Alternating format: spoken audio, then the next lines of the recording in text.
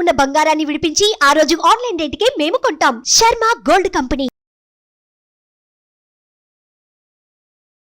నమస్కారం, నేను మీ జాహ్నవి. మనతో ఉన్నారు ప్రముఖ జ్యోతిష్య వాస్తు పండితులు, జ్యోతిష్య వాస్తు శిక్షణ నిపుణులు, లలిత ఉపాసకులు, ప్రముఖ ఆధ్యాత్మికవేత్త బ్రహ్మశ్రీ నానాజీ పట్నాయక్ గురువు గారు. మాట్లాడేద్దాం. నమస్కారం గురుగారు. శ్రీమాత్రే నమః. అయితే గురుగారు, ప్రస్తుతం కొన్ని సిచ్యువేషన్స్ చూస్తుంటే నిజంగా చాలా బాధాకరంగా అనిపిస్తుంది. క్రోధినామ సంవత్సరం మొదలైందో లేదో కొన్ని విషయాలు, సంఘటనలు కళ్ళకు కట్టినట్టు అలా చూస్తుంటే బాధేస్తుంది. అందులో ముఖ్యంగా ఒక సంఘటన నిజంగా చాలా కలిచివేసింది. భర్త భార్యకి 200 రూపాయలు ఇచ్చాడంట. ఆ 200 రూపాయలు నాకేం సరిపోతాయి అని చెప్పి పిల్లలతో సహా బావిలో దూకి మరణించిందంట భార్య. అసలు ఎటు పోతున్నాం, ఏమవుతుంది? సరిపోకపోతే భర్తను అడగాలి, గొడవ పెట్టుకోవాలి, తీసుకోవాలి, లేదంటే ఏదో ప్లాన్ చేసుకోవాలి. అంతేగాని సూసైడ్ పిల్లలతో సహా, నెక్స్ట్ భవిష్యత్, ఎంతో భవిష్యత్తు ఉన్న పిల్లలతో సహా. ఇదైతే ఆడపడుచుకి చక్కగా ఏదో కావాలని అన్నని అడిగినందుకు, అన్న కొనిచ్చినందుకు ఏదో ఒక ఫ్రిడ్జ్ ఏదో కొనిచ్చాడట ఆడపడుచుకి. భర్తనే చంపేసిన భార్య. బాబోయ్, అసలు ఏం అవుతున్నాం, ఎటు పోతున్నాం? క్రోధినామ సంవత్సరం ఇలా మొదలయ్యిందో లేదో ఎన్నెన్ని దారుణాలు, ఎన్నెన్ని ప్రకృతి రీత్యా వైపరీత్యాలు కూడా మనం చూస్తున్నాం. అసలు ఇది ఇలా కంటిన్యూ అవ్వాల్సిందేనా? ఇంకా వినలేకపోతున్నాం గురువు గారు. దీనికి ఏంటి అసలు మార్గం, సూచనలు ఏముంటాయి? అంటే ఏం లేదమ్మా, క్రోధి అంటే కోపం. మనం క్రోధినామ సంవత్సరం వీడియోలు చేసేటప్పుడు కూడా ఒకటే చెప్పాము, ఏంటంటే మీరు కొంచెం కంట్రోల్ చేస్తూ ఉండండి. దీని కాల ప్రభావం ఉంటుంది, అందరి మీద ఉంటుంది. ఆఖరికి నాకు కూడా కోపం వచ్చేలా జరుగుతుంటాయి కొన్ని విషయాలు. ఈ మాకు తెలియకుండా ఎమోషన్ కంట్రోల్ దాడుతూ ఉంటుంది. అందుకని ఏంటంటే పర్టికులర్గా సిచ్యువేషన్స్ ఎప్పుడు కూడా మనం అర్థం చేసుకోవడంలో ఉంటుంది. అంటే ఇప్పుడు ఇందాక మీరు చెప్పారు ఉదాహరణ, ఒక స్త్రీమూర్తి తన పిల్లల్ని ఇద్దరిని కూడా కట్టుకొని దూకేసింది అని నేను కూడా విన్నాను. అది అంటే 200 ఇచ్చాడు ఆయన, ఏదో ఖర్చులు ఏదో కొనుక్కుంటానంట. 200 ఎక్కడ సరిపోతాయి? ఏదో ఇంటి ఖర్చులకు కాదు, అది నార్మల్గా ఆవిడ ఏదో కొనుక్కుంటానంటే ఇచ్చాడట. ఏదో షాప్కి వెళ్ళి ఏదో కొనుక్కుంటానంటే అతనికి ఉన్నటువంటి ఫైనాన్షియల్ స్టేటస్ మరి ఇబ్బందో మరి ఏంటో అనేటువంటి తెలియదు కదా.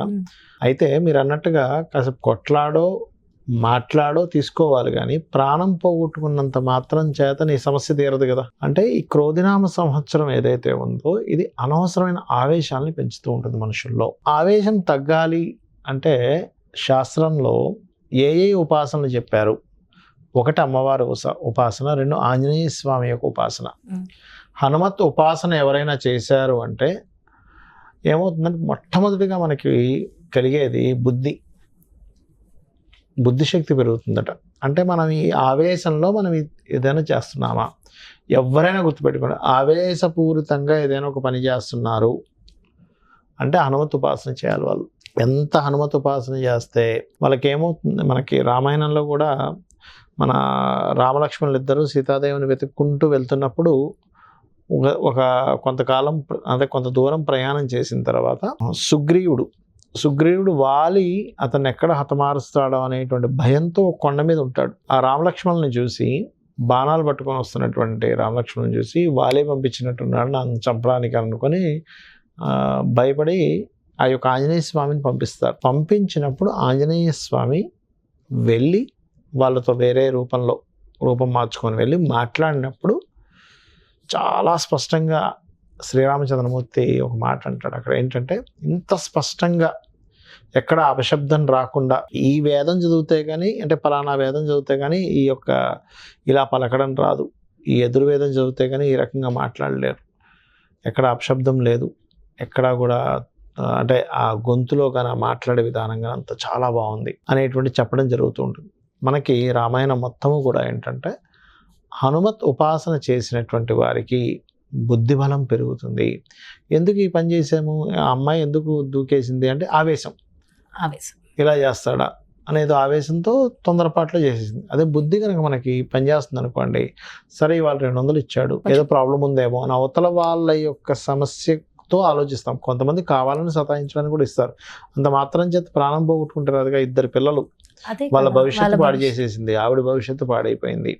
కాబట్టి ఈ యొక్క విషయంలో ఎవరైనా సరే ముఖ్యంగా ఈ క్రోధినామ సంవత్సరంలో ఓం హరిమర్కటాయ నమః చేసుకోవాలి. నమః చేసుకుంటూ ఉంటే ఈ మంత్రం ఏంటంటే ఆంజనేయ స్వామికి సంబంధించిన మంత్రం.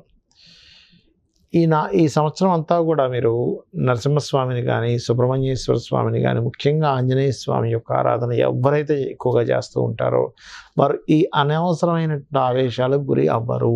అందులో ప్రధానంగా ఈ మాసం మొత్తం ఒక ఎత్తు అయితే ఈ మే 11 వరకు కుజుడు బుధుడు కలిసి ఉన్నారమ్మ. ఈ కుజబుధులు కలిసి ఉన్నప్పుడు మరింత అగ్రెసివ్నెస్ పెరుగుతూ ఉంటుంది. మేషం వారికి అనుకోండి ఇన్వెస్ట్మెంట్స్ అగ్రెసివ్గా చేస్తారు. వృషభం వారు అనుకోండి ఎంజాయ్ చేసే విధానంలో లెక్కలు చూసుకోకుండా ఇబ్బంది పడుతూ ఉంటారు. మిథునం వారికి కెరియర్ పరంగా ఇబ్బంది వస్తుంది ఈ కుజబుధుల కలయిక వల్ల. ఇది మే 11 వరకు ఉంది. కర్కాటకం వారు అనుకోండి తండ్రి గారితో తెలియని గొడవలు అవుతూ ఉంటాయి. సింహం వారికి అయితే యాన్స్టస్ ప్రాపర్టీస్ మూలంగా గొడవలు రావడం సింహలగ్నం వారికి. అదేవిధంగా కన్యాలగ్నం వారికి అయితే ఈ సప్తమ స్థానంలో కుజబుధులు ఉన్నారు కాబట్టి జీవిత భాగస్వామితోని వివాహ సంబంధించిన విషయాల్లో పార్ట్నర్స్ విషయంలో ఇబ్బంది వస్తూ ఉంటుంది. తులవారికి అప్పుల వల్ల, వృశ్చికం వారికి సంతానం మూలంగా లేదా ఫ్రెండ్స్ మూలంగా లేదా షేర్ మార్కెట్ మూలంగా, ధనస్సు వారికి ఏదైనా ప్రాపర్టీ తీసుకునే విషయంలో మిస్కమ్యూనికేషన్స్ అవ్వడం, గొడవలు జరగడం. మకరం వారికి సర్వసాధారణంగా ఏదైనా వాళ్ళ జాబ్ రిలేటెడ్ సంబంధించిన దాంట్లో ఎవరితోనైనా కమ్యూనికేట్ చేసేటప్పుడు ఇబ్బంది, వాళ్ళ వ్యాపారంలో కానీ. కుంభం వారికి ఫైనాన్షియల్ పరంగా, మీనం రాశి వారికి శారీరకంగా తెలియని ఒక స్ట్రెస్ అనేది పెరుగుతూ ఉంటుంది ఈ కుజబుధుల వల్ల. అందుకని ఈ జాగ్రత్త తీసుకోవాలి.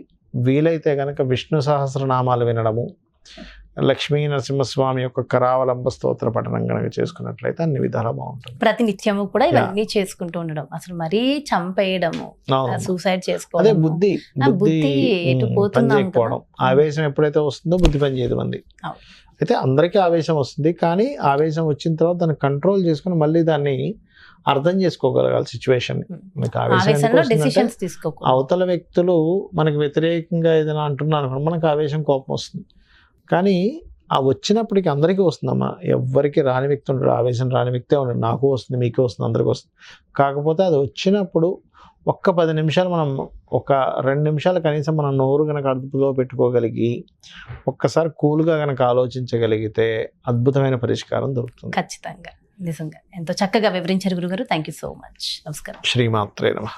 సో ఇదండి, నిజంగా ఒక్కొక్కసారి ఆవేశంలో ఏవేవో చేసేస్తూ ఉంటాం, మనకి మనం హామ్ చేసుకుంటాం, ఎదుటి వ్యక్తులకి హామ్ చేస్తాం. అంటే మనంతట మనం ఆత్మహత్య చేసుకోవడం కానివ్వండి, హత్యలు చేయడం కానివ్వండి, ఇదే అనే కాదు, చిన్న చిన్న విషయాలకి గొడవలు పెట్టుకుంటూ ఉంటాం, కొట్లాటలు జరుగుతూ ఉంటాయి. అసలు ఇవన్నిటికీ ఈ క్రోధినామ సంవత్సరం ఇంకా ఎక్కువగా ఉంది కాబట్టి మనకి మనం చాలా డెడికేటెడ్గా చాలా జాగ్రత్తలు తీసుకుంటే మరింత శుభ ఫలితాలు ఉంటుంది. గురువుగారు చక్కగా 12 రాసులలో కూడా ఎలాంటి ఇబ్బందులు కలుగుతాయి, ఎలాంటి జాగ్రత్తలు తీసుకుంటే మరింత బాగుంటుంది క్రోధినామ సంవత్సరం అనేది డీటెయిల్గా ఎక్స్ప్లెయిన్ చేశారు కదా. సో ఖచ్చితంగా గురువుగారు ఇచ్చినటువంటి ఆ రెమెడీస్ ఫాలో అవుతూ మంచి మార్గంలో చక్కగా ఆనందంగా ప్రతి ఒక్కళ్ళు ఉండాలని మనస్ఫూర్తిగా కోరుకుంటూ మరో ప్రత్యేకమైన కార్యక్రమంతో మళ్ళీ మీ ముందుకు వచ్చేస్తాను. నమస్కారం. మరి అదేవిధంగా పర్సనల్గా మన యొక్క జాతకాన్ని పరిశీలించుకోవడం చాలా ముఖ్యం. పర్సనల్గా మీ యొక్క జాతకాన్ని పరిశీలించి మీకున్నటువంటి సమస్యకి సరి అయిన పరిష్కారం కావాలి, గురువుగారిని సంప్రదించాలి. అదేవిధంగా వాస్తు పరంగా మీకు ఎలాంటి ఇబ్బందులు ఉన్నా గురువుగారిని అపాయింట్మెంట్ కావాలి అనుకుంటే క్రింద డిస్ప్లే అవుతున్నటువంటి నెంబర్స్కి కాల్ చేయగలరు. నమస్కారం. సుమన్ టీవీలో మీ పర్సనల్ అండ్ బిజినెస్ ప్రమోషన్స్ కోసం కింది నెంబర్కి కాంటాక్ట్ చేయండి.